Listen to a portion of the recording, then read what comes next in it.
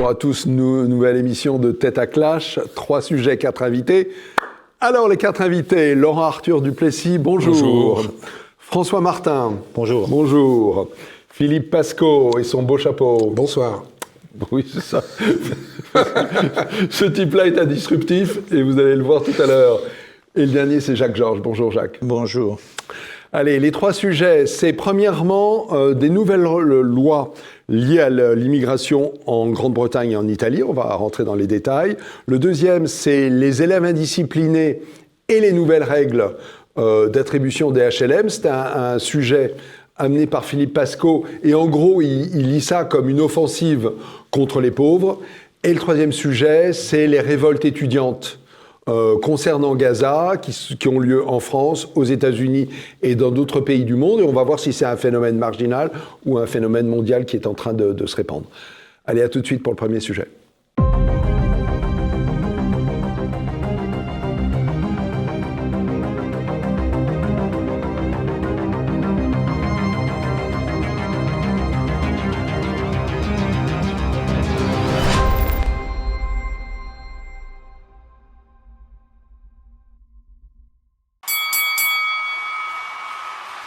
Alors, premier sujet, la Grande-Bretagne vient de faire voter des lois permettant l'expulsion des migrants vers le Rwanda, donc le petit pays d'Afrique qui a été sujet à des génocides vraiment très, très violents. Premièrement, mais également l'Italie. L'Italie est en train de mettre en place également des accords pour envoyer ces migrants vers l'Albanie. Alors on va regarder si ce sujet c'est très violent et utile, ou alors complètement inutile, ça reste violent. Voilà, ça c'est le premier sujet, et celui qui veut s'en emparer, c'est Jacques Georges, parce que c'est lui qui l'a amené. Jacques. J'étais imprudent, certainement, de soulever un sujet comme celui-ci, parce qu'il est effectivement humainement délicat et puis politiquement sensible, mais il est au croisement d'un problème permanent, très, très énorme. Je dirais que c'est le problème numéro 1 de tous les problèmes, de tous ceux que rencontrent tous les pays européens, ou presque tous. C'était une préoccupation. L'immigration, c'est le problème numéro 1. C'est celui qui est créé par lui-même, mais qui surtout aggrave tous les autres. Donc c'est un souci de tout le monde qui ne fait que croître et embellir. Dans tous les pays, partout, il y a un besoin quand même, il y a une pression de l'opinion publique pour prendre des mesures. Et c'est surtout vrai en période d'élection, et c'est la raison pour laquelle tu as parlé du Royaume-Uni. Le Royaume-Uni, c'est le contexte, c'est celui de Rishi Sunak, qui est le patron, le chef conservateur, enfin le premier ministre conservateur, mais qui est en délicatesse avec les sondages, avec l'opinion publique, et donc la nécessité très, très durement ressentie au Royaume-Uni de prendre des mesures. Alors effectivement... mais c'est juste électoral, Jacques? C'est pas juste électoral, oui. C'est une pression qui existe. L'opinion publique va dans ce sens-là dans tous les pays occidentaux. Parce que c'est une question de survie, tout simplement. C'est une question fondamentale, c'est la question de survie numéro 1 pour tous les pays. Alors, au Royaume-Uni, il y a l'échéance électorale prochaine qui va dans ce sens-là et qui ne fait qu'augmenter la pression et qui explique les évolutions récentes. Alors, effectivement, il y a plusieurs mesures à mentionner. En particulier, effectivement, cet accord passé avec le Rwanda, un pays auquel on ne s'attendait pas, pour sous-traiter en quelque sorte les problèmes de droit d'asile et de droit, disons, de reconnaissance. Droit d'asile et sélection des migrants, parce que la Grande-Bretagne n'est pas contre l'immigration. Elle veut les droit choisir. d'asile, sélection des migrants et expulsion des non-agréés, c'est-à-dire la très grande majorité. Oui. Donc c'est un problème très délicat, politiquement et humainement, mais l'accord est quand même, après bien des difficultés, après bien des discussions. Parce que ça vient de Boris Johnson. Hein. C'est pas du tout une idée de Rishi Sunak. Hein. Non, mais c'est la racine, c'est Boris Johnson, donc il y a déjà plusieurs années. Absolument. En tout cas, n'était pas en période électorale. En tout cas, oui, mais enfin, le problème ne fait que devenir de plus en plus sensible. Alors quand même, c'est une nouveauté, quand même quelque chose d'absolument extraordinaire. Et la raison pour laquelle j'avais demandé, justement, j'avais suggéré de mettre ceci à l'ordre du jour, c'est que j'ai entendu une discussion sur YouTube, une discussion entre immigrés récents, qui en parlaient entre eux, qu'est-ce qui leur arrive. Et c'était la catastrophe. La catastrophe d'être éventuellement envoyé au Rwanda. D'être envoyé au Rwanda. La perspective pour un immigré récent d'être envoyé au Rwanda, pour les Africains de retourner en Afrique, c'était l'apocalypse, la fin du monde et quelque chose de scandaleux, de tout ce qu'on veut. Et si j'avais su, si on avait su, on ne serait pas venu. En gros, c'était ça. Okay. Donc, alors, Philippe Pascot. Moi, je suis effaré. C'est une logique absolue. De toute manière, encore une fois, on traite les conséquences et on ne s'occupe pas des causes. De toute manière, il faut se dire que c'est des pays qui crèvent de faim et que comme c'est des pays qui crèvent de faim, ils viendront dans des pays où il y a à manger. Donc, qu'est-ce qu'on va faire ? On va continuer à mettre des mesures de plus en plus répressives pour empêcher ces gens-là de venir, ou on va s'asseoir autour de la table et dire comment on peut faire pour que ces gens-là restent chez eux et ne viennent pas chez nous. Moi, j'ai pas envie de partir de chez moi parce que je mange bien en France, je vis bien en France. Si je commençais à crever la dalle en France, si je commençais à être exploité par des pays, entre guillemets, occidentaux, qu'est-ce que je ferais ? Eh ben, j'irais là-bas. Donc, faire de plus en plus de mesures répressives, entre guillemets, pour sortir les immigrants qui viennent, qui, je le rappelle quand même, a permis à certaines entreprises, y compris en France, de bénéficier de pas mal d'avantages. Je rappelle qu'on était content à une époque d'employer des immigrés dans le BTP. Vous parlez des années 60-70. Hein. Et je parle des années 80-90 et je parle des années 2000-2010. Ah oui. Okay. On est content d'avoir des Philippins qui servent de bonnes sans-papiers. On est content d'avoir des émigrés, entre guillemets, qui dans les arrière-cuisines font la vaisselle en n'étant pas payés, en n'étant pas de papier. Donc le problème, il vient d'où ? Il vient aussi de nous, qui avons tout gardé pour nous, sans rien vouloir partager avec les autres. Et il est normal que ces gens-là veuillent venir. Et être de tout répressif, de toute manière, ça ne servira à rien. On va être, au fur et à mesure, être obligé de faire des miradors, au-dessus des miradors, de mettre des mitraillettes, et au-dessus des mitraillettes, de mettre des drones pour empêcher ces gens-là de venir, qui de toute manière viendront. Alors, j'ai fait court. Oui, merci. François Martin. Ouais, moi, je partage une partie de ce que dit Philippe, mais pas tout. D'abord, le principe d'envoyer des migrants illégaux dans un autre pays vous agrée ou pas ? Rwanda, Albanie ou d'autres ? Je dirais que ça, c'est un accord qui est passé avec un certain nombre de pays. Accord financier, hein ? Bah oui, non, mais c'est si ça arrange l'Albanie de recevoir de l'argent pour recevoir des migrants, on n'a pas le courage de renvoyer chez eux parce qu'on n'ose pas dire au Mali ou au Niger ou au Sénégal, bah écoutez, on vous coupe les aides si vous les reprenez pas. Après tout, on est libre de nos frontières. Et moi, je comprendrais parfaitement que s'il y a des milliers d'Européens qui, pour une raison ou pour une autre, un jour vont envahir le Sénégal se dise, vous les reprenez chez vous. Ça me choque pas. C'est une question de souveraineté. Mais moi, je fais surtout une différence. Alors, ce que je veux simplement dire par rapport à ce que dit Philippe, c'est que moi, j'ai voyagé dans ma vie dans tous les pays d'Afrique. Tous les pays d'Afrique, je les connais bien. Eh ben, on meurt pas de faim en Afrique, c'est pas vrai. Au Sertan, dans le Brésil, on meurt de faim. Il y a toujours des famines. Il y a eu des zones de famine là où il y a eu des guerres, mais même au Nigeria, où il y a un lumpen prolétariat effroyable, tout le monde ne crève pas de faim, c'est pas vrai.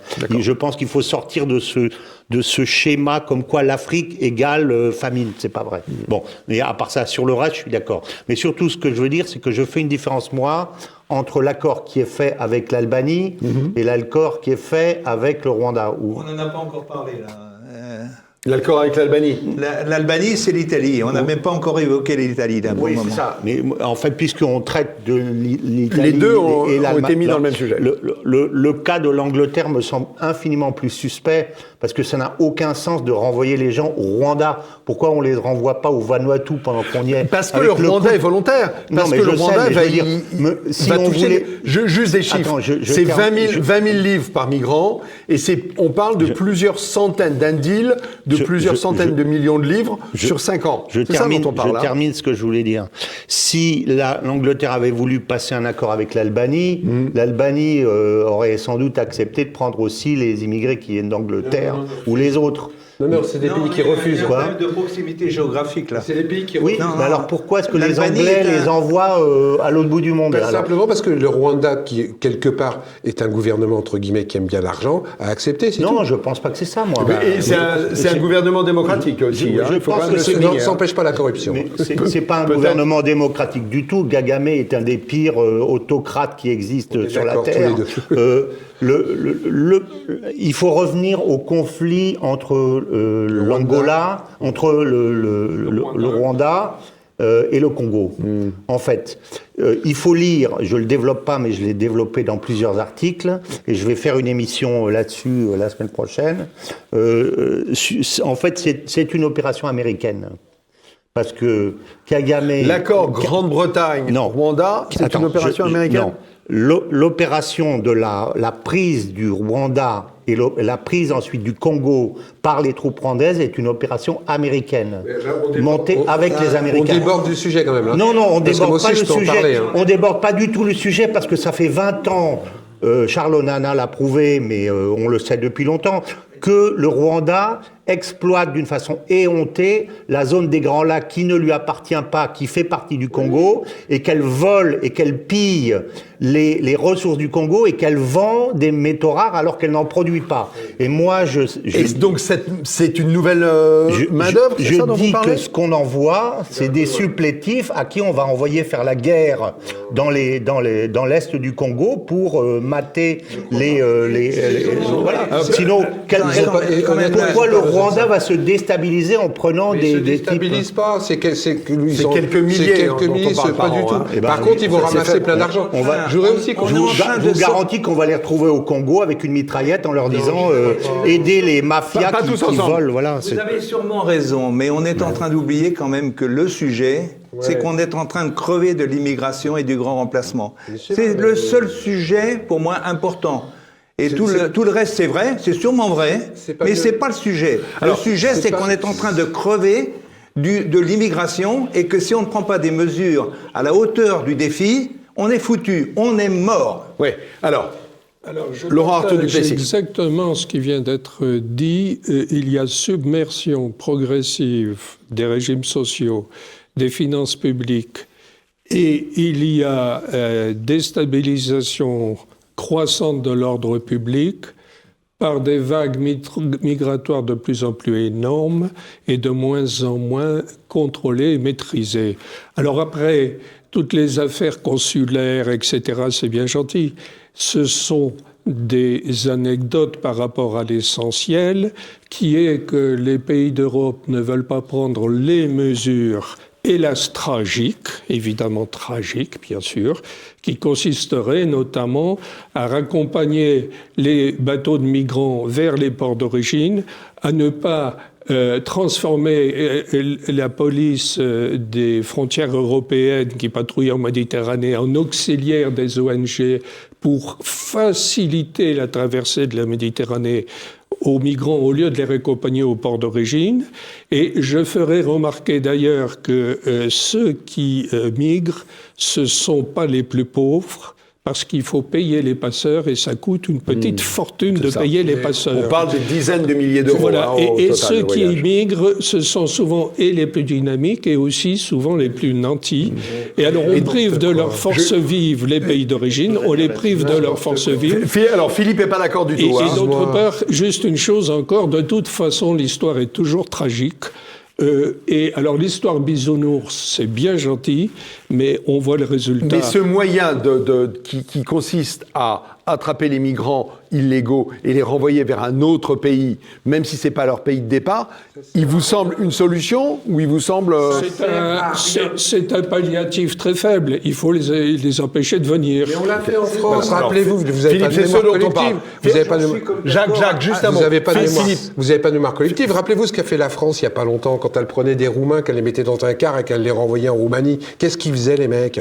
Ils prenaient les 200 balles que la France leur donnait pour retourner en Roumanie, et 8 jours après, ils étaient revenus en France. Parce que vous croyez vraiment que les immigrés qu'on renvoie dans leur pays, il y en a pas d'autres qui vont tenter de revenir? Mais vous vous gourrez complètement. Et quand on parle du grand remplacement, n'oubliez jamais que nous sommes tous des nationaux français issus de l'immigration. Donc c'est pas le grand remplacement sur lequel je me bats. Je me bats sur la non-intégration des gens, sur le fait que les politiques ne sont pas capables, quand des gens arrivent en France, de les intégrer. C'est-à-dire qu'on les intègre pas, on les laisse recréer leur propre communauté. Rappelez-vous quand même que nous, on est issus de quoi? On est issus des Russes qui sont venus, on est issus des Portugais à une époque. Et ces gens-là aujourd'hui,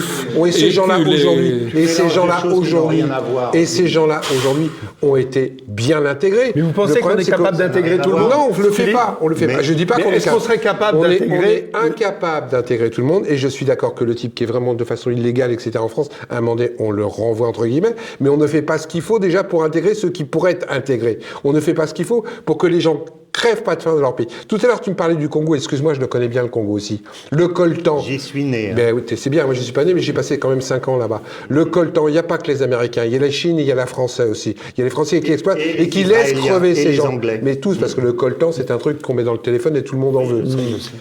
On fait tout pour que ces gens continuent à être pauvres. On fait tout pour exploiter. Le Congo, par exemple, est un pays le plus riche, entre guillemets. Potentiellement. Ce n'est pas les Congolais qui en profitent. Ce n'est pas les Congolais qui en profitent, c'est les Français, c'est les Américains, c'est les Anglais.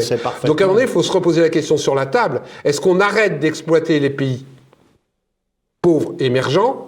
On arrête d'exploiter les pays pauvres émergents pour aider ces gens-là à ce qu'ils restent chez eux. Parce que de toute manière, renvoyer les gens chez eux, ça servira. Ils viendront toujours tant qu'entre guillemets, je mets bien des guillemets, qui crèveront de faim chez eux. Il faut faire les deux. Jacques Georges. Oui. Jacques Georges, puis François Martin. Simplement dire que, comme d'habitude, je pense que Laurent Arthur Duplessis et moi-même, on est exactement sur la même longueur d'onde, on est tout à fait d'accord. Une petite différence quand même, c'est que les mesures de déplacement, de sous-traitance à l'extérieur ne sont pas des bricoles ou des mesures à court terme. Elles sont efficaces psychologiquement. Je pense qu'elles sont des signaux. Je pense qu'elles sont, elles sont efficaces parce que c'est pour la première fois les pays d'Europe manifestent une volonté ferme et de lutter contre un fléau mortel. Donc pour vous, c'est un changement. Pour moi, c'est insuffisant, mais c'est un changement fondamental qui, j'espère, va être suivi par d'autres, y compris par la France. D'ailleurs, il en est question, d'ailleurs. Mais arrête, la France l'a déjà fait. Rappelez-vous, vous n'avez pas de mémoire, les enfants, là. Qu'est-ce qu'elle a fait aller en Libye? Les accords qu'elle a passés avec la Libye pour bloquer les migrants. Les accords que la France a passés avec Erdogan en Turquie pour bloquer les gens là-bas et en faire des esclaves. C'est la France. François Martin. C'est la France. François Martin. Nous sommes aujourd'hui, vous le savez tous très bien, dans un système mondialiste. Ce qui est intéressant, c'est de casser et les structures familiales et les structures sociales et les structures personnelles, de façon à avoir des individus désaffiliés, taillables et corvéables à merci. L'immigration va exactement dans ce sens-là. J'ai beaucoup plus peur, entre guillemets, de l'influence du wokisme de merde qui est en train de s'installer partout que le grand remplacement. Parce que le wokisme de merde, c'est justement en train de déstructurer toutes les populations. C'est l'autre face de la même monnaie. On est d'accord avec... Enfin, moi, je comprends en tout cas votre argumentation entre guillemets de gauche. Je la comprends. Et même sur un plan moral, je peux la comprendre. Mais il n'en reste pas moins, comme l'a dit Laurent, que l'histoire est tragique. L'histoire, les sociétés peuvent mourir. Et on est en danger de mort. Je vais te dire, il y a des solutions simples. Hein. Les considérations morales, de petite morale d'ailleurs, entre parenthèses, les considérations morales, elles viennent en second rang par rapport aux considérations de simple survie collective. Je peux te comprendre, mais je veux dire, il y a des solutions vachement simples. Je veux dire, comment ça se fait que, par exemple, quand on chope un passeur, il est quasiment pas condamné? Comment ça se fait que les gens qui vous vendent des bateaux sur le nord de l'Italie et des pseudo-gilots de sauvetage, on les bloque pas, ces gens-là? Parce que ça rapporte de l'argent, ces gens-là.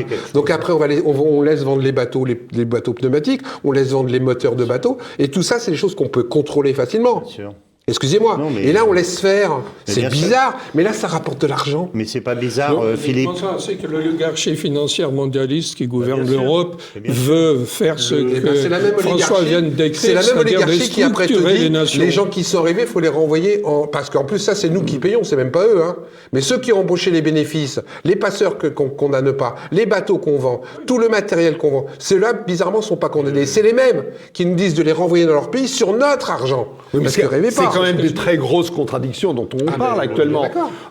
À la fois les contradictions commerciales, mais aussi le fait que ça provoque la colère des peuples en Europe, qui sont en train de se révolter. Moi, je vais vous dire, je n'arrive pas à comprendre. Dans le BTP, on sait que je vais pas dire 80%, mais même moi, où je travaillais, ma communauté d'agglo, j'ai eu la preuve qu'elle a été construite avec des ouvriers sans papier. Mais qu'est-ce que ça serait facile de contrôler ces entreprises? Et je veux dire qu'à partir du moment où on contrôlerait et on tarirait la source, pourquoi on va pas contrôler dans les arrière-cuisines du 16e arrondissement tous les travailleurs qui sont dans la planche? Ça serait facile à faire et on couperait court. Les plongeurs, ils sont pas juste dans le 16e arrondissement. c'est une image. On va dans tous les restaurants de France, en tout cas de région parisienne, c'est tous des Sri Lankais. Ça aussi, j'en ai preuve dans les grands hôtels parisiens, quand il y a certaines personnes qui louent des suites complètes avec des gens qui sont sans papier, bizarrement, il n'y a jamais de contrôle. Tarissons la source. Et la source, c'est quoi? C'est pas les immigrés, c'est aussi le pognon. Alors, François Martin, ce sera le mot de conclusion. Tu dis c'est vrai, mais en fait c'est pas opératif parce que le système est construit de telle sorte que c'est pas possible. Sauf à ce que nous reprenions notre souveraineté et que nous décidions de ce que nous voulons au niveau de notre pays. Contrôler Je le crois BTP, que le c'est pas numéro possible. 2 du système de protection, comment ça s'appelle, le système euro qui fait la protection des frontières, Frontex. de Frontex a démissionné et il est sur la liste de Marion ou du RN, je ne sais pas, parce que il a eu les Rassemblement preuves national. que en fait le système n'est pas là pour refouler les migrants, mais au contraire pour les intégrer, parce que au niveau, je termine, au niveau de la communauté européenne, l'immigration est un bien. Voilà. C'est discuté. C'est ça. Mais oui, Voilà, c'est considéré comme un commercialement, bien. c'est bien. C'est bien commercialement et aussi, n'oubliez pas, sur le plan, les technocrates de Bruxelles et les technocrates américains, parce qu'en fait, ce sont les Américains qui décident sur Bruxelles, sont persuadés que comme notre démographie est finissante, en fait, il faut combler pour avoir de la masse de travail. Donc, il faut un calcul simple. Il nous faut 500 000 migrants par an. En France, il en faut Pour tant compléter les pour rangs. compléter, c'est tout, parce que sinon demain il y aura plus que des vieux. On peut dire que si on a des immigrés, c'est qu'on les veut en profondeur. Bien sûr, c'est ça. Malheureusement, c'est vrai. Au départ, c'est un problème de souveraineté au final. C'est tout. Messieurs, Bercy, On aurait pu en dire plus. Hein. c'est certain. Mais on a deux autres sujets derrière, on a déjà pas mal débordé. Allez, on se retrouve dans quelques secondes pour le deuxième sujet. À tout de suite.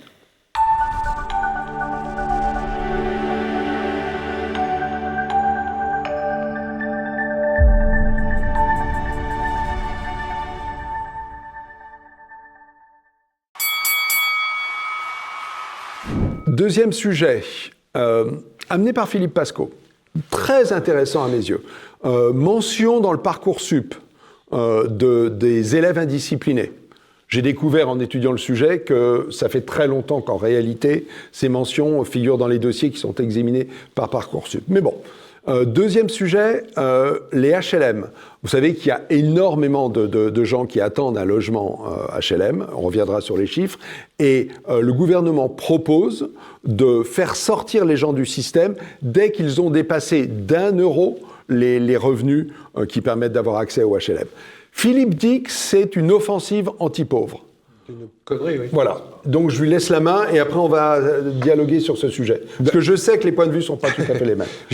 Encore une fois, c'est que de la communication débile, d'un libéralisme à outrance, d'un gouvernement à bout de souffle qui ne sait faire que de la communication. Ça veut dire quoi? Ce monsieur Attal, qui sort juste des bancs de l'école, si jamais il a été à l'école, de dire qu'à partir du moment du collège, si quelqu'un, et je reviens sur ce que tu as dit, parce que dans le texte, c'est est contestataire. D'accord? On lui met un tampon rouge sur son carnet, décidé de façon arbitraire, soit par un directeur d'école, soit par quelqu'un qui l'a dans le nez, soit par un type qui n'est pas d'accord avec lui politiquement, parce que c'est tellement flou que ça prête le flanc à n'importe quelle dérive. Le terme, c'est contestataire. C'est contestataire. Ça va être mentionné. Il peut y avoir un tampon rouge sur son carnet qui va le suivre jusqu'à Parcoursup. D'accord. Et ce qui veut dire quoi? C'est-à-dire que si à 12 ans, tu es contestataire par rapport à un professeur, je vais dire une bêtise, je dis une bêtise, qui par exemple a des tendances un petit peu à trop te caresser le cou. Par exemple, ça peut arriver, qu'on me dise pas que ça arrive. Ce mec-là vous a demandé... c'est pas ça la question. Non, c'est pas ça la question, mais c'est ça qui risque d'arriver. C'est les dérives. Oui, mais ce dont on parle, Philippe, c'est les élèves indisciplinés, c'est les problèmes liés à la religion, au refus de l'histoire. Monsieur Attal a mis le mot contestataire. Je suis d'accord qu'il doit y avoir des règles dans les écoles, qu'à partir du moment où on ne met pas une burqa dans l'école, on ne met pas une burqa comme on ne met pas une kippa. Je mets les deux, toujours. Ah, mais là, c'est pas les termes. Le terme, c'est pour juguler toute contestation. Le problème, c'est pas qu'ils mettent quelque chose, c'est qu'ils mettent quelque chose de négatif totalement et d'arbitraire en route. Je suis d'accord sur le fond du principe. C'est-à-dire qu'à partir du moment où quelqu'un vient à l'école mal habillé, etc., à un moment donné, il faut remettre quelques règles. Mais là, c'est grave, ça te suit jusqu'en Parcoursup. Ça veut dire qu'un gosse qui a fait une petite contestation, parce que c'est un rebelle. Moi, j'étais rebelle au collège et en primaire. On me met un tampon rouge, je ne peux plus accéder à Parcoursup. Parce que quelque part, accès à Parcoursup, pardon. C'est pas ça la question. La question. Non. Parce que là, quand ils vont revoir mon carnet pour rentrer, je le prends pas celui-là. Ben voilà. Mais ça, en réalité, j'ai découvert qu'il y avait des mots-clés qui étaient mis en place par certaines universités ou de certaines écoles pour faire ressortir les problèmes de discipline, et que depuis longtemps, cette possibilité est donnée à Parcoursup. Sauf que là maintenant, ça devient officiel et banal. Et ça risque fortement d'obérer un certain nombre de gens qui ont fait une petite connerie quand ils étaient jeunes, parce qu'ils ont rajouté ici. Il va y avoir un parcours à points. C'est-à-dire que le petit élève qui aura été, entre guillemets, rebelle, contestataire, s'il fait preuve de diligence, s'il courbe bien les chines, si quelque part il fait amende honorable sur les petites conneries qu'il a fait, on lui redonnera des points qui permettront d'effacer sur son carnet. C'est une honte. Oui, mais c'est la même chose que la mise à l'épreuve. Quand on a eu un problème de discipline à l'école, qu'on est mis à l'épreuve, et avant d'être renvoyé ou d'être continué à être admis dans l'école. On ne parle pas d'un problème de discipline. On parle, je reprends les termes de contestation. Par de contestataire. Oui. Contestataire, ça peut dire plein de choses. Ça veut dire je ne suis pas d'accord avec tes méthodes pédagogiques. Philippe, il y a un deuxième sujet que vous avez apporté. HLM, c'est pire. C'est l'histoire des HLM. Ça, c'est le pire de la folie. Pourquoi donc? Parce qu'au lieu de construire de nouveaux HLM, comme on est en demande en France, et ce qui ne se fait pas, on va blâmer des gens qui, quelque part, ont eu un HLM à 20 ans, qui à 25 ans, 26 ans, ont une amélioration de leur conditions de vie. Alors parce que tu as une petite amélioration de ta condition de vie, on te vire de ton HLM tout de suite. Alors qu'en plus, la loi... Non, on vire pas, c'est ce qu'ils veulent faire. Si tu as 1 euro de plus. Alors que la loi... Mais en quoi est-ce choquant, finalement? Vous savez combien il y a de gens qui attendent des HLM? Mais pourquoi on n'en construit pas d'autres? Non, mais on en construit d'ailleurs. Mais il y a juste des chiffres pour cerner le débat. 2,4 millions de personnes sont dans l'attente d'un HLM. Oui. Le délai d'attente moyen est de quasiment 3 ans. Et j'ai parlé, il se trouve cette semaine, à quelqu'un qui m'a dit « Moi, j'attends mon logement depuis 5 ans. » On est d'accord. Alors, donc, en quoi est-ce problématique de faire sortir les gens pour en faire entrer d'autres? Il faut que tu saches quand même que l'augmentation du loyer dans les HLM existe déjà. D'accord? Et que quelque part, un loyer peut être augmenté en fonction de tes revenus de façon progressive. Mais les ressources sont également augmentées. Mais de façon progressive. Et qu'à un moment donné, quand ton loyer... Ça existe déjà, quand ton loyer a augmenté de façon progressive, et que quelque part, il arrive au même niveau que dans le locatif privé. Les gens, d'eux-mêmes, ils peuvent sortir. Mais là, de façon arbitraire, dès que c'est 1 euro de plus, on va te dire, non, attends, toi, tu gagnes trop, continue à être pauvre. Jacques-Georges, continue à être pauvre, tu vas dans un logement un peu plus cher, mais tu continues à être pauvre. Jacques-Georges. Je pense que Philippe a un cœur gros comme ça. Oui. Bon, et il aime les petits, il aime les humbles, et moi aussi. Et on est tous, d'ailleurs, je pense, d'accord là-dessus. Bon, il reste sur l'aspect scolaire. Moi, je suis pas un spécialiste, mais enfin, quand même. Je pense que tout ça, c'est vrai. Il faut éviter de stigmatiser, il faut laisser les chances aux petits, aux faibles, tout ce qu'on veut. On est tous d'accord là-dessus. À condition qu'il y ait quand même une autorité qui n'existe pas, et à condition qu'il y ait une responsabilisation qui n'existe pas aussi. Là, je crois que dans ces deux domaines-là, il y a beaucoup de progrès à faire. J'ai moi-même dans ma famille des enseignants, j'ai beaucoup d'anecdotes de tous les jours qui vont pas dans le sens, disons, qui réclament urgemment des mesures d'autorité et de responsabilité. Mais est-ce que ces mesures-là, elles vont pas dans le sens du durcissement que vous appelez tous? Mais en ce qui concerne les loyers, en ce qui concerne les HLM, je pense qu'effectivement, il y a déjà depuis longtemps des mesures de surloyer qui normalement règlent le problème. Disons régulent de façon agréable, parce que c'est vrai que chasser les gens qui réussissent, c'est pas non plus favorable pour les HLM. Oui, sauf que c'est très injuste de laisser des gens en dehors du système alors qu'ils y ont droit, non? Est-ce qu'il y a pas la loi, ils vont prendre en compte. La bonne régulation, c'est par l'augmentation, c'est par la régulation des loyers, justement. Mais oui, et ça devient naturel, spontané et décentralisé. C'est mieux, c'est plus efficace, c'est plus, même à tout point de vue, c'est meilleur que des mesures d'autoritaire. Laurent Arthur Duplessis. Je reviens à la formulation de la question. Est-ce que c'est des mesures anti-pauvres? Des mesures anti-pauvres. Moi, je voudrais mentionner que l'écrasante majorité des pauvres, qu'ils soient français dits de souche ou qu'ils soient issus de l'immigration aussi, l'écrasante majorité ne relève pas de ces mesures-là. Et cela... Pourquoi? Eh bien, parce que cela, ils marchent dans les clous. Parce que cela, justement, et eux sont pénalisés, eux, par les autres. Là, vous parlez de l'école ou des HLM? De l'école. Ils sont pénalisés par les autres. C'est-à-dire qu'il y a une minorité qui brûle les voitures. Il y a une minorité qui tape sur les professeurs et il y a un taux record de professeurs qui sont en congé maladie, en dépression nerveuse. Il y a une crise du recrutement dans l'éducation nationale parce que plus personne ne veut aller se faire casser la figure en faisant cours. Bon. Mais ça, c'est une minorité, et cette minorité a libre cours. Elle ne rencontre pas l'autorité, ni parentale, ni étatique, etc. Et la majorité des pauvres, des autres pauvres, qui, eux, marchent dans les clous, qui élèvent bien leurs enfants, etc., et des enfants qui ne font pas d'histoire, eh bien, ceux-là sont pénalisés par la minorité. Parce que les cours sont perturbés, oui. Parce que l'environnement est sali. Trois élèves peuvent saccager le niveau d'un cours. Qui a commencé à accepter la permissivité dans l'école? Qui? Les enseignants, les parents. Oui. Parce qu'on a commencé quoi? Les enseignants qui commençaient... C'est l'héritage de 68. Je suis entièrement d'accord. Mais après, je suis d'accord. Oui. Mais encore une fois, qui a permis la permissivité? Qui a permis de se tutoyer en cours? Qui a permis les téléphones? Qui hurle quand tu ne peux pas filer à 8 ans? Donc à un moment donné, il faut savoir ce qu'on veut. D'un côté, on veut la permissivité, et de l'autre côté, d'un seul coup, on veut faire... Moi, je pas tous ensemble. Encore une fois, je ne reviens pas sur le fait que quand il y a des gros perturbateurs, entre guillemets, on n'a pas le droit d'insulter un professeur, on n'a pas le droit de taper un professeur. Mais on est d'accord. Mais est-ce que c'est pas ça dont il est question? Mais c'est ça dont on veut faire croire qu'il est question. Ouais. Mais derrière, moi par exemple, je suis désolé, j'ai été à l'école un type impertinent. Vous savez ce que c'est le mot? C'est pas le fond du problème. Mais c'est jamais le fond du problème quand ces gens-là posent des lois. Le problème, c'est qu'ils glissent très très vite vers ça. C'est complètement arbitraire. Il y a un vrai problème. Il y a des conseils d'école. Mais Philippe, pardon, faisons confiance à l'intelligence des profs et des directeurs pour faire la différence entre un élève impertinent et un élève qui perturbe toute la classe et qui empêche l'enseignement. Non, justement, parce qu'on a les preuves que justement on glisse très très vite vers l'arbitraire. Vous faites pas confiance à l'intelligence collective? Non. Et au discernement? Non, c'est pas que je fais pas confiance à l'intelligence collective. Je fais pas confiance aux pentes sur lequel on entraîne l'intelligence collective, ce qui est tout à fait différent. Quand il y a une pente qui est en haut, qui vous dit que vous pouvez faire tout ce que vous voulez comme vous voulez, je peux vous assurer qu'en dessous, les gens ont tendance à le faire. Donc c'est pas l'intelligence collective quand je m'en oppose.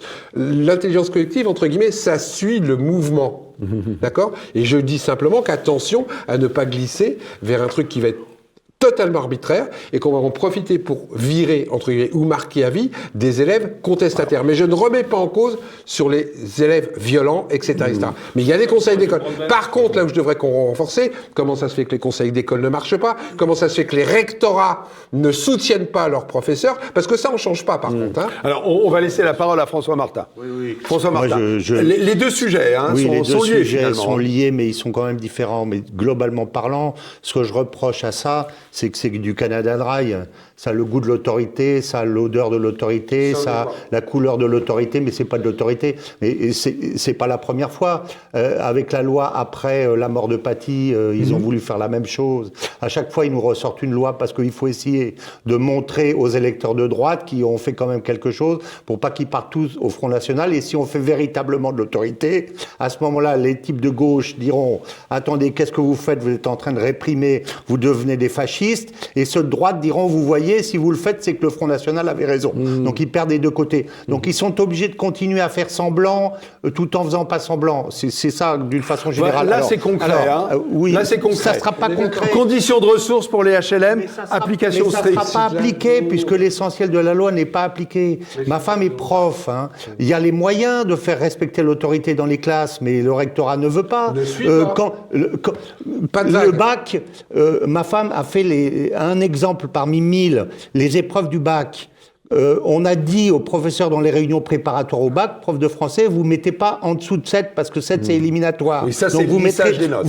Si le type vaut 0 ou 1, vous mettez 7,5 ou 8. Voilà. Et de toute façon, si vous mettez 1, la commission qui reprendra les trucs remontera les notes. Donc voilà comment est gérée l'éducation nationale. Donc on a un système. Et globalement, en plus, si on prend un jeune qui est issu d'une famille de droite, il va s'en prendre plein la figure et les autres, on les touchera pas, parce qu'on est monté dans un système où il faut ostraciser la partie des patriotes et s'appuyer sur les autres. Donc de toute façon, ça marchera pas. Et c'est pas fait pour ça, c'est fait pour faire semblant. Mais vous êtes en faveur d'une mention Parcoursup pour les élèves indisciplinés ou pas? Non, moi je suis ça, même mais si c'est pas le problème. Parle de contestataires. Je voudrais finir parce que j'ai pas eu la parole jusqu'à présent. C'est vrai. Le fond du problème, c'est est-ce qu'on est prêt à assumer l'autorité, oui ou non? Aujourd'hui, la réponse est non. Donc quoi qu'on fasse, c'est. Mais dès qu'il y a un petit peu d'autorité, vous dites que c'est du Canada Dry. Qu'est-ce qui va vous satisfaire? Un peu d'autorité, il n'y en a pas. Il y a une image d'autorité, mais il n'y en a pas. Je rappelle que Paty, ils étaient au courant depuis 8-10 jours et que personne n'a bougé. Personne n'a bougé, il y a eu des alertes. Et en la plus, professeure qui s'est suicidée, parce qu'on n'en parle pas de cette professeure qui s'est suicidée, ça faisait 2 mois qu'elle alertait sa hiérarchie, on ne bouge pas.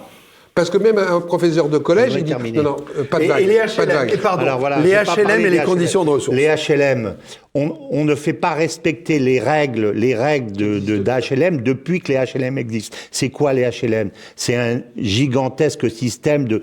Vous pensez, toi qui connais l'Afrique et moi qui ai voyagé en Afrique, quand des règles de HLM pas chères ne sont pas respectées, ça veut dire quoi? Personne ne touche là-dedans? On nous prend pour des idiots. C'est un gigantesque système. Que ça correspond à un besoin d'un certain nombre de Français qui ont des difficultés à se loger et qui y trouvent. Vous savez combien il y a de logements en France? HLM, 5 millions. Je voudrais terminer. On est dans un gigantesque système de corruption en France. On l'a compris. C'est comme ça. L'HLM, c'est le fromage parfait. Alors attends, j'ai pas les ressources. Bon, on va s'arranger. Je veux dire, c'est pas un hasard si l'ancienne porte-parole du gouvernement, son mari était le patron des HLM de France. Bon, ça veut dire quoi? Ça veut dire qu'il avait une influence énorme parce qu'il était au courant des tripatouillages qu'il y avait. Donc les HLM, c'est un énorme fromage, c'est clair. Voilà. Donc c'est pour ça que pouvoir faire sortir du système de HLM, ça sera pas fait. Ça sera pas fait. Ça sera pas appliqué puisque ça n'est pas appliqué aujourd'hui, mais ça ne sera pas appliqué demain. Dans la nouvelle loi, c'est pas tout à fait la vérité. Ça existe peut-être, mais ça n'est pas appliqué. Parce qu'ils vérifient pas. Parce que derrière les vérifications, encore une fois, les contrôles sont pas faits. Mais ça existe déjà. La loi Périssol, depuis 95, le prévoit. J'ajoute qu'on a la loi qui vient de passer, là, qui va passer au Sénat. Attends, c'est pas fini. Si tu es un HM et que tu hérites du jour au lendemain de ton père, de ta mère ou d'un oncle, donc d'un seul coup, il y a un appartement qui t'arrive dessus, t'es virable. Non mais il faut arrêter. Mais en quoi est-ce problématique? Il y a 2,4 millions de gens qui ont besoin... Qu'est-ce que tu fais? Où tu reloges ces gens-là? Tu dégages, parce que là, pour dégager, ils savent le dire. Mais le type qui gagne un peu plus, c'est qu'on dit, allez, dans 3 mois, il faut que tu dégages. Il va où? Mais il trouve dans le parc privé? Je sais pas. Et il redevient pauvre parce que dans le parc privé, il ne pourra pas payer. Parce que ça arrivera juste à ce qu'il gagne. Donc c'est débile. Construisons des HLM. La solution, c'est plus c'est un peu la solution de la prison. Pas. En France, on ne le fait pas. Il y a un manque de construction d'HLM. On le sait. Je vais te donner autre chose. Il y a plein de bureaux vides à Paris, vides dans toute la France, qu'on peut transformer en logement facilement. Ils ne le font pas. Donc, faut pas dire qu'il n'y a pas de logement. Il y a un manque de logement parce que quelque part, on n'en met pas en place. C'est relativement récent pour les bureaux. Et il y a des sociétés qui s'occupent de cette reconversion. Parce qu'aujourd'hui, ça se sait, mais ça existe. Encore une fois, virer les gens parce qu'ils ont 1 euro de plus sur leur salaire, ça veut dire quoi? Ça veut dire, attention, si tu veux garder ton HLM, il faut que tu restes pauvre. Il faut surtout pas que tu évolues dans ta vie.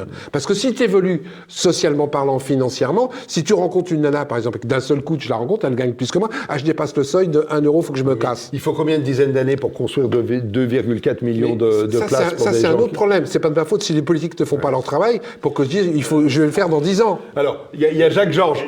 Il y a Jacques Georges qui a un mot à dire. Et ensuite, François Martin. Mais je pense que quand j'entends toutes ces discussions, moi, j'ai envie d'entendre Charles Gave sur le même sujet, ou des libertariens, des libéraux, des libertariens.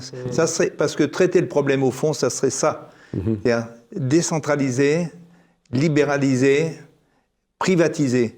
Je pense que ça, c'est la solution au fond. Chaque fois qu'il y a de l'argent public dans des domaines qui ne sont pas régaliens, il y a de la corruption, il y a des problèmes, il y a de l'influence et ça ne marche pas. Voilà.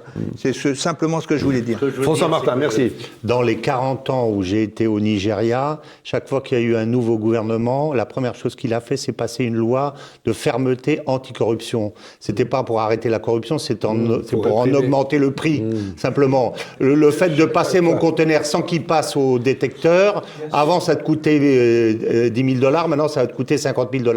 Voilà, c'est exactement ce qu'on a fait. Donc, les règles de fermeté dans des systèmes corrompus ne sont pas là pour supprimer la corruption, mais sont là pour augmenter le prix. Voilà. Comparer la France et le Nigeria. Aujourd'hui, je me demande. On n'est pas loin. On n'est pas loin. Ça correspond à vos expériences de vie. Moi qui en suis à mes 10 livres sur la corruption, je peux te dire qu'on n'en est pas loin. D'accord. Aujourd'hui, ça se voit pas encore tout à fait. Le nuage de la corruption, il a, comme Tchernobyl, il est dans le monde entier, mais il s'est arrêté aux frontières de la France. Tout le monde entier est corrompu, mais pas nous, parce que le nuage de la corruption s'est arrêté. Et chez nous, il n'y a pas d'élus corrompus non plus. Ça, je le sais, je l'entends souvent. C'est chez les autres. Le système le permet. Le système, c'est le système qu'il faut revoir en globalité. Il faut décentraliser, libéraliser, privatiser, je pense. Moi, je pense. Là, je ne pense pas que vous soyez d'accord sur les solutions. Moi, j'ai été conseiller régional, j'ai été foudrage de voir certains élus, entre guillemets, qui se vantaient d'avoir un logement social dans Paris. Qui se vantaient. Mais il y a eu de nombreux cas de gens qui ont été pris. Mais il n'y avait pas de contrôle. Alors que les contrôles, sur le papier, étaient en place. Donc c'est pas le problème, entre guillemets, de virer les gens au-dessus d'un euro, c'est de contrôler déjà ce qui existe. Ce n'est pas fait. Allez, messieurs, on arrête pour ce sujet. Merci. Et on va changer complètement d'univers, puisqu'on va aller à la fois à Gaza et à Sciences Po et à Columbia, aux États-Unis. Allez, à tout de suite. Retrouvez et achetez les livres des invités de TVL dans la boutique de votre chaîne sur tvl.fr.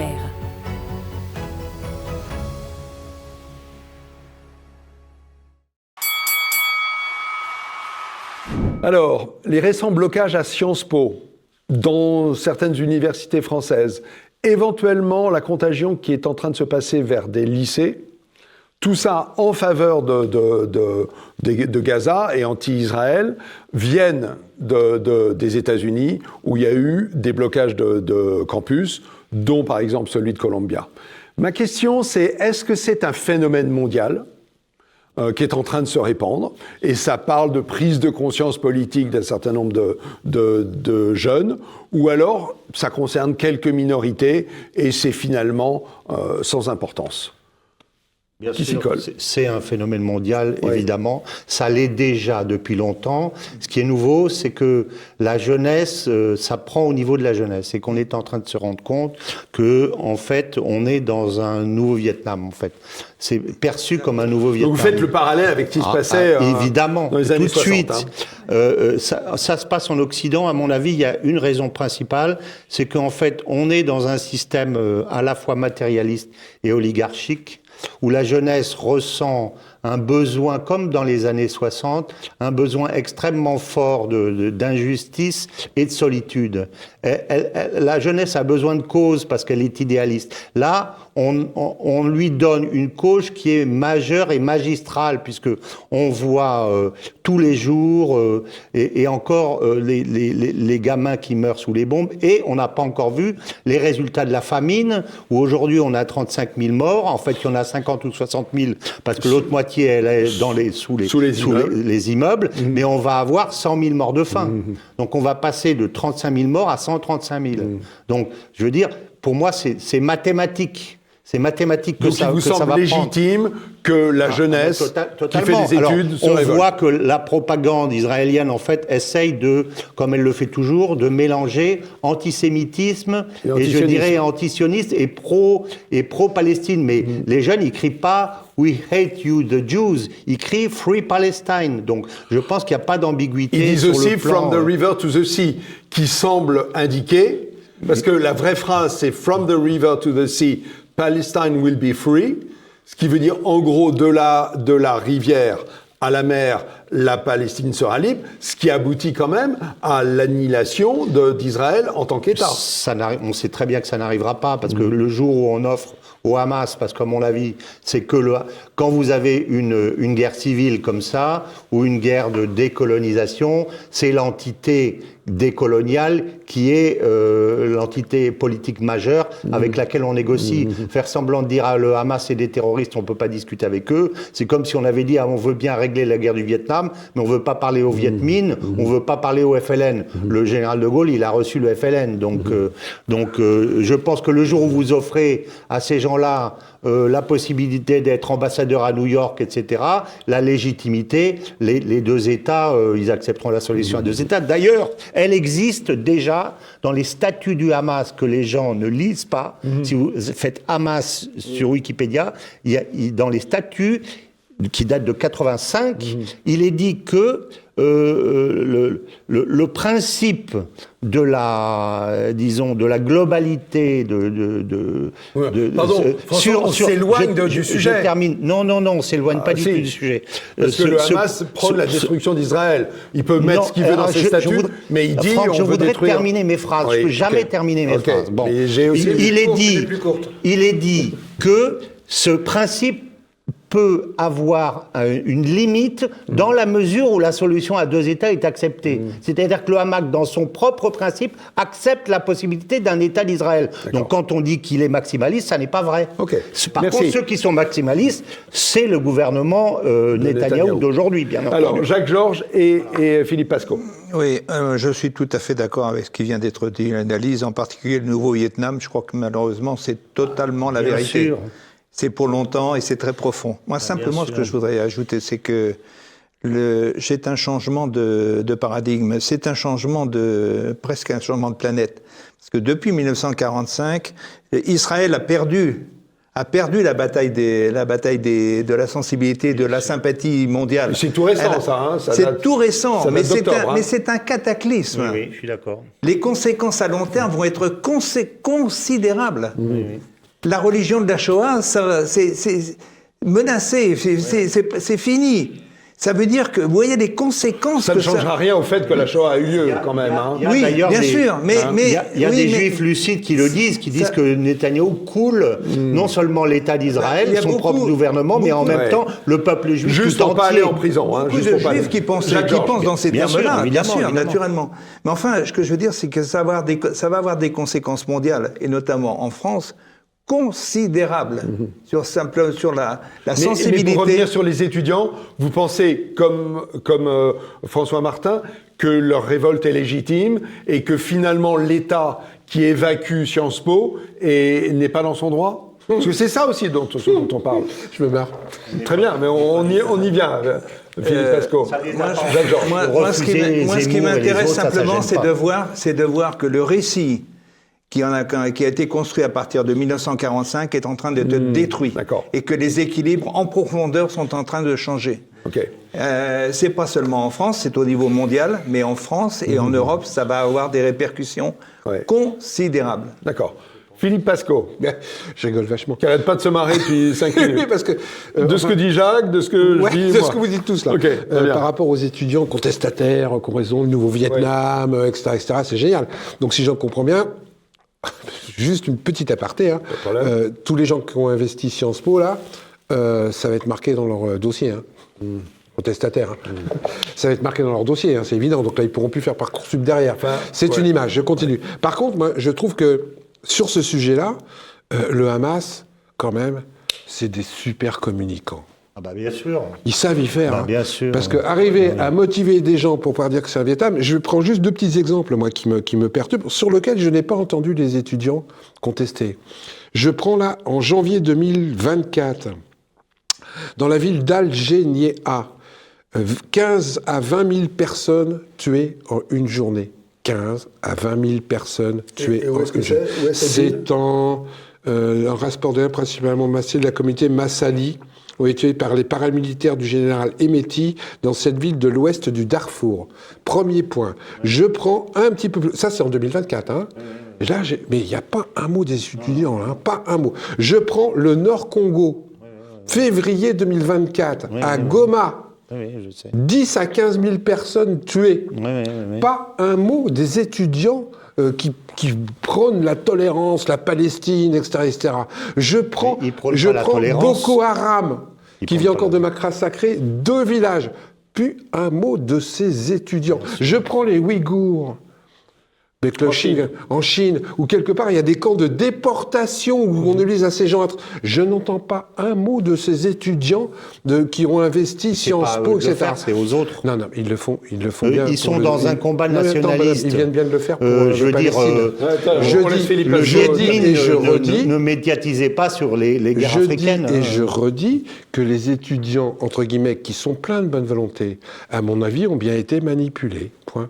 Je n'ai plus rien à dire.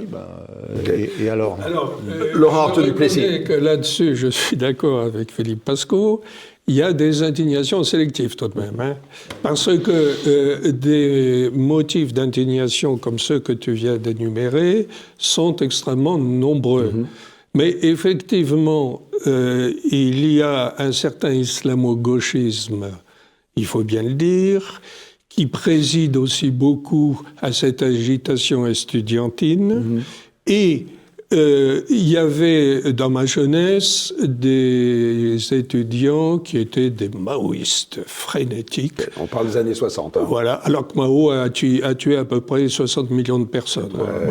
Il y avait d'autres crétins qui, eux, étaient des staliniens frénétiques. Je me souviens qu'en terminale au lycée Louis-le-Grand, il y avait notamment un élève et quelques élèves, un petit noyau d'élèves admirateurs de Staline. Ils étaient fils de bourgeois et ils se partageaient entre Ramatuelle et Megève pour leurs vacances. Il y a aussi quelques connards d'extrême droite, hein, je les ai connus, les paramilitaires. Hein. Oui, bon. Donc il y a les deux côtés. Hein, la connerie n'est pas qu'à l'extrême droite. Hein. Elle est beaucoup à l'extrême gauche aussi. N'est pas qu'à l'extrême gauche, il y a les deux côtés. Là, on parle de Staline et de Mao, en tout cas. Voilà, Staline et Mao, c'est pas l'extrême droite. Là, non, mais il y a les deux côtés. Et il y a toujours cette espèce d'engouement juvénile pour une cause, et il y a généralement derrière des marionnettistes qui manipulent les jeunes et qui aiguillent leurs indignations. Comme en 68. Hein. Comme en 68, voilà. Comme toujours. Moi-même, je suis un Sciences Po, rue Saint-Guillaume, 62-65.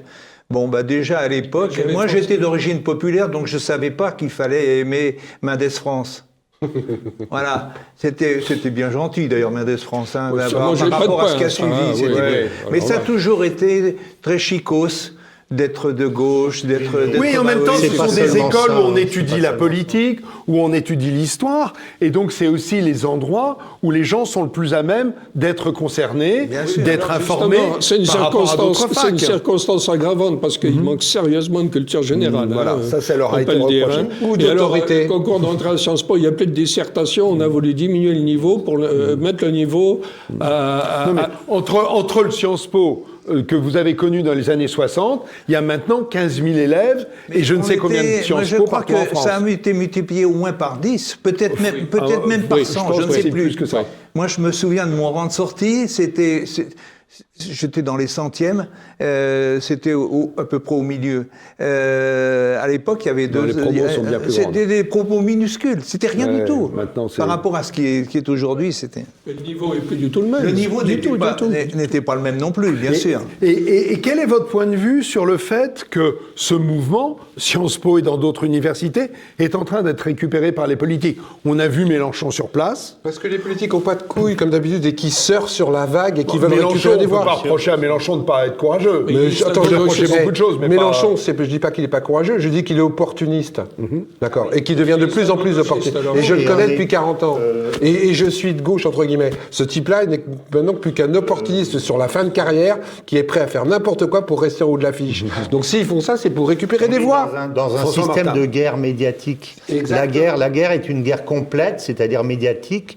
Il n'y a qu'à lire David Galula, que je cite à chaque fois. Celui qui gagne la guerre n'est pas celui qui gagne la guerre militaire, mais celui qui dévitalise et qui en fait délégitime son adversaire. À ce titre, qu'il soit manipulé ou qu'il ne le soit pas, le Hamas et ceux qui sont derrière, parce que c'est pas le Hamas, ça dépasse largement le Hamas. Quand on voit ce qui est organisé partout, ils sont même en train d'occuper aujourd'hui les universités en Tunisie. Et dans tous les États-Unis, c'est pas le Hamas qui organise ça, mais je veux dire, les forces qui sont derrière mènent cette guerre de façon, à mon avis, magistrale sur le plan du professionnalisme médiatique. Mais est-ce que ces guerres sont si magistrales que ça? Parce que finalement, on peut aussi considérer qu'à Sciences Po, il n'y a qu'une centaine d'étudiants qui sont au cœur de l'histoire, alors qu'il y a 15 000 étudiants, qu'il y a très peu d'universités qui sont bloquées, et donc finalement, c'est très marginal, non? C'est toujours des minorités brillantes. Donc ils ne sont pas très magistraux, les gens du Hamas ou leurs affidés. Si demain, moi je pense que ça va s'étendre, parce que là aussi c'est une chose que je voulais rajouter, quand j'ai fait l'ESSEC, il y a eu une grève à l'ESSEC au début, et le directeur de l'ESSEC n'a surtout pas réprimé, parce que quand tu réprimes des étudiants, tu fais monter le sentiment d'injustice, donc c'est pire que tout, c'est pire que tout. Il a fait dormir le truc, et au bout de 2 mois, les types sont rentrés dans les cours parce que ils avaient peur de rater leur année, c'est tout. Donc c'est comme ça qu'on fait, c'est comme ça qu'on fait. Or, c'est ce qui est fait à Sciences Po. Mais non, c'est ce qui est fait par la direction de Sciences Po. Ils essayent de réprimer, mais c'est complètement idiot. Mais comme ceux qui sont au pouvoir aujourd'hui, c'est quelque part les anciens de 68, ça leur fait tout drôle qu'on leur fasse ce que eux ont fait à l'époque. Il y a beaucoup de... Il y a les Macron anciens... et Attal ne sont pas vraiment de cette génération. Pas Macron et Attal, mais dans tout l'esprit qu'il y a autour, ce sont des anciens. C'est pas des potes de 68 ans, excuse-moi. La répression, c'est contre-productif presque toujours. Je pense qu'effectivement, c'est le débat qu'il faut développer et pas la répression, bien entendu. Mais ils ne le feront pas, parce qu'ils auront peur d'aller sur le fond. Et je rappelle quand même que les hauts dirigeants du Hamas sont pas à Rafah, sont tous en Arabie Saoudite en train de prendre leur fax et de payer de la communication. Heureusement qu'ils sont pas... Ce qui m'inquiète, c'est que Israël a perdu la main, a perdu la guerre d'influence, a perdu la guerre, la guerre des opinions. Ça, c'est préoccupant. Et en fin de compte, c'est aussi un effet pervers induit de la mauvaise communication de Netanyahou. Netanyahou, j'arrive pas bien, le type d'extrême droite là qui gouverne l'Israël, qui quelque part a voulu faire trop de communication pour défendre Israël, et ça s'est retourné contre lui au niveau des étudiants et des gens facilement manipulables. Mais encore une fois, je le redis, et je preuve à l'appui, je trouve que l'indignation est très sélective, parce que bien médiatisée. Mais c'est pas le rôle de ceux qui mènent un combat politique pour l'indépendance de leur pays, c'est pas leur rôle d'aller lever, je dirais, l'indignation pour leurs concurrents. Je veux dire, si je raisonne comme ça, c'est aux autres de le faire, mais ils le font pas. Les de Sciences Po qui partent tous les week-ends à Ibiza en avion me font vaguement rigoler, parce que je veux les revoir. Moi, j'ai connu 68, j'ai connu des jeunes en 68, je les ai vus aujourd'hui. J'ai connu ces gens-là qui, quelque part, allaient sur les manifs et qui, aujourd'hui, sont entre guillemets, dans des situations où ils ont complètement oublié leur 68. Et on en connaît quelques-uns. Donc ils me fassent parler. Je dis encore une fois, c'est un peu sélectif, votre tolérance pour vous dégager votre culpabilisation par rapport aux gens qui meurent. Des gens qui meurent, il y en a dans des endroits. Les Ouïghours, j'entends personne hurler. C'est très bien, c'est 1000 fois plus grave. J'en ai rencontré dans toute ma vie, je le sais parfaitement, mais je dis dans ce cadre-là, qui est celui d'une guerre médiatique, je trouve que on a offert... les organisateurs de ça ont offert à la jeunesse, pas de la France mais du monde, une cause qui est pratique sur le plan politique, qui est très bien médiatisé, et il se jette dessus, et ça me paraît logique, c'est tout. C'est ça qui me permet de dire que ça va s'étendre, que c'est, entre guillemets, un nouveau Vietnam. À l'époque du Vietnam, il y avait aussi d'autres conflits dans le monde, sauf que tout le monde s'est polarisé sur le Vietnam. Je retiens votre pronostic, on en reparlera dans quelques semaines pour voir si oui ou non vous avez raison de dire que ça va s'étendre aux autres universités. Je pense, Et on va se retrouver dans 15 jours parce que le sujet est terminé. Je vois Jacques-Georges qui lève la main, mais c'est fini, on a largement dépassé une fois de plus. Vous reviendrez, Jacques, vous inquiétez pas. Bien sûr. Comeback. non, c'était I'll be back. Oui. Quand on cite, il faut citer, cher monsieur. C'est Schwarzenegger, c'est ça Exactement. Pas à poil avec un fusil. Hein, ça... Oui, voilà, on a les bonnes références. C'est quoi? C'est Terminator. Oui, allez, il arrive à poil. Allez, merci mes 4 Terminators. On se retrouve dans 15 jours pour d'autres sujets, pour d'autres Terminators. Les 4 à poil. Au revoir. Oui, c'est ça, les 4 à poil. Allez, rendez-vous. Avec la barbe, là, à qui on enlève son perfecto et sa moto et tout. Stop, messieurs. Je rends l'antenne. Ça va continuer, mais vous imaginez bien. À bientôt.